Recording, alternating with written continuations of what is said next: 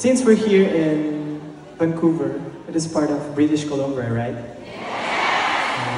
It's BC. Sorry about that. No, it's just you know, we all know who else are BC. Our parents, right? They're always busy trying to give life, the best life for us. So, for our next song, we dedicate this to the busy parents out here. Thank you so much. Mukhang pinaganda akong maingyan ah. I just thought of it right now.